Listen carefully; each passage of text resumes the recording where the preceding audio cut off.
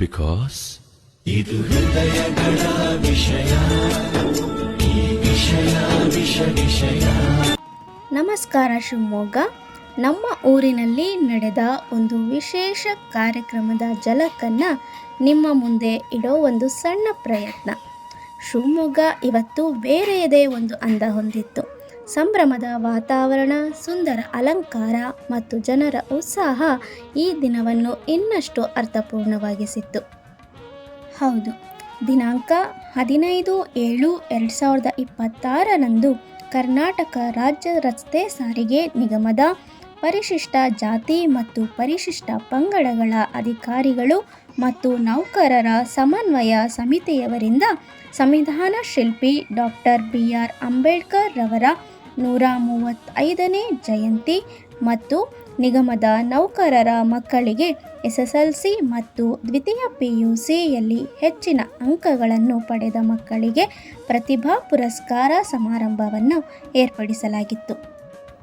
ಕಾರ್ಯಕ್ರಮದ ನಿರೂಪಣಾ ಹೊಣೆಗಾರಿಕೆಯನ್ನು ಹೊತ್ತಿದ್ದ ಹನುಮಂತಪ್ಪ ಕೆ ಇವರು ಮೊದಲಿಗೆ ರಾಜ್ಯಾಧ್ಯಕ್ಷರು ಹಾಗೂ ರಾಜ್ಯ ಸರ್ಕಾರಿ SC/ST ನೌಕರರ ಸಮನ್ವಯ ಸಮಿತಿಯ ನಿವೃತ್ತ ನಿರ್ದೇಶಕರಾದ D. ಶಿವಕುಮಾರ್ ರವರು, ಪ್ರಧಾನ ಕಾರ್ಯದರ್ಶಿಗಳಾದ ಡಾಕ್ಟರ್ ವಿಜಯಕುಮಾರ್ ರವರು ಮತ್ತು ಶಿವಮೊಗ್ಗ ವಿಭಾಗ KSRTC ವಿಭಾಗೀಯ ನಿಯಂತ್ರಣಾಧಿಕಾರಿಗಳಾದ TR ನವೀನ್ ಕುಮಾರ್ ರವರು ಕಾರ್ಯಕ್ರಮವನ್ನು ಉದ್ಘಾಟನೆ ಮಾಡಿದರು. ಡಾಕ್ಟರ್ BR ಅಂಬೇಡ್ಕರ್ ರವರ ಭಾವಚಿತ್ರಕ್ಕೆ ಗೌರವ ನಮನ ಸಲ್ಲಿಸುವ ಮೂಲಕ ಕಾರ್ಯಕ್ರಮಕ್ಕೆ ಅಧಿಕೃತ ಚಾಲನೆ ನೀಡಲಾಯಿತು. ನೆರೆದಿದ್ದ ಗಣ್ಯರು ಹಾಗೂ ಸಾರ್ವಜನಿಕರು ಗೌರವಪೂರ್ವಕವಾಗಿ ನಮನ ಸಲ್ಲಿಸಿ ಕಾರ್ಯಕ್ರಮವನ್ನು ಆರಂಭಿಸಿದರು. ಈ ಕ್ಷಣವು ಅವರ ಸಮಾನತೆ, ಶಿಕ್ಷಣ ಮತ್ತು ಸಾಮಾಜಿಕ ನ್ಯಾಯದ ಆದರ್ಶಗಳನ್ನು ಸ್ಮರಿಸುವ ಅರ್ಥಪೂರ್ಣ ಕ್ಷಣವಾಗಿತ್ತು. ಡಾಕ್ಟರ್ BR ಅಂಬೇಡ್ಕರ್ ರವರ ಸ್ಮರಣಾರ್ಥವಾಗಿ ಪರಿಸರ ಸಂರಕ್ಷಣೆಯ ಸಂದೇಶವನ್ನು ಸಾರುವ ಉದ್ದೇಶದಿಂದ ಬೋಧಿ ವೃಕ್ಷಕ್ಕೆ ನೀರುಣಿಸುವ ಮೂಲಕ ಕಾರ್ಯಕ್ರಮಕ್ಕೆ ಮತ್ತಷ್ಟು ಅರ್ಥಪೂರ್ಣತೆಯನ್ನು ನೀಡಲಾಯಿತು. ಮೊದಲಿಗೆ ಹೊನ್ನಾಳಿ ಘಟಕದ ಅಧ್ಯಕ್ಷರಾದ ಚನ್ನಕೇಶವರವರು ಸಂವಿಧಾನ ಪೀಠಿಕೆ ಹೇಳುವ ಮೂಲಕ ಕಾರ್ಯಕ್ರಮಕ್ಕೆ ಚಾಲನೆ ನೀಡಿದರು. ನಂತರ ಶ್ರೀ ದುರ್ಗಪ್ಪ ವೈ ಮಾದಾರ್ ಅಧ್ಯಕ್ಷರು, KSRTC ಹಾಗೂ SC/ST ನೌಕರರ ಸಮನ್ವಯ ಸಮಿತಿ ಭದ್ರಾವತಿ ಘಟಕ ಇವರು ಪ್ರಾಸ್ತಾವಿಕ ನುಡಿ ನಮನವನ್ನು ಸಲ್ಲಿಸಿದರು. D. ಶಿವಶಂಕರ್ ಅವರು ಉದ್ಘಾಟನಾ ಭಾಷಣವನ್ನು ಮಾಡಿದರು.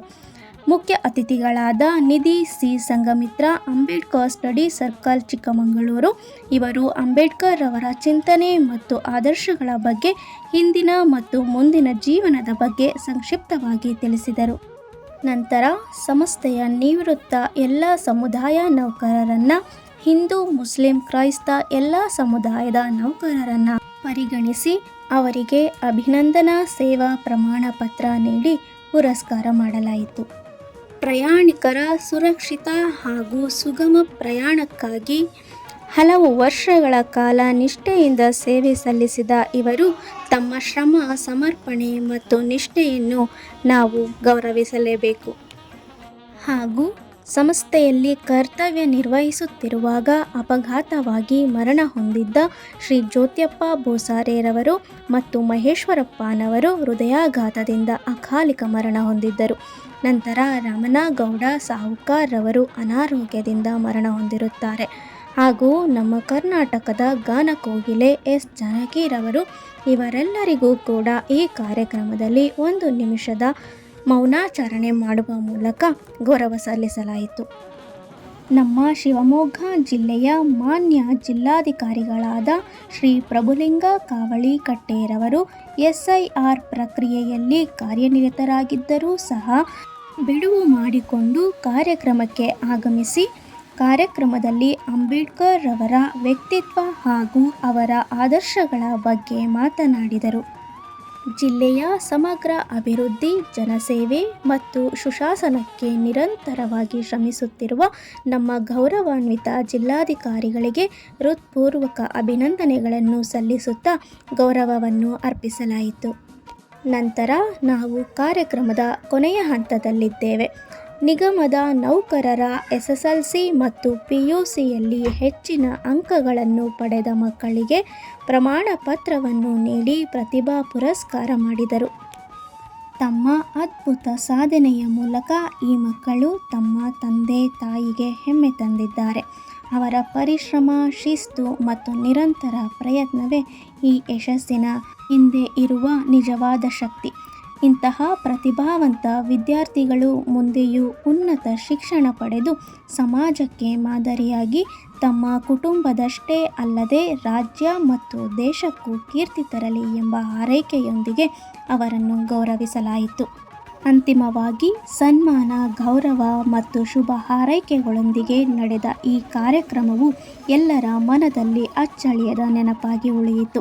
ಭಾಗವಹಿಸಿದ್ದ ಎಲ್ಲ ಗಣ್ಯರು, ಸಿಬ್ಬಂದಿ ಹಾಗೂ ಅತಿಥಿಗಳಿಗೆ ಕೃತಜ್ಞತೆ ಸಲ್ಲಿಸಿ ಎಲ್ಲರ ಸಹಕಾರಕ್ಕೆ ಧನ್ಯವಾದಗಳನ್ನು ಅರ್ಪಿಸುತ್ತಾ ಕಾರ್ಯಕ್ರಮಕ್ಕೆ ಶುಭ ಸಮಾಪ್ತಿ ಹಾಡಲಾಯಿತು.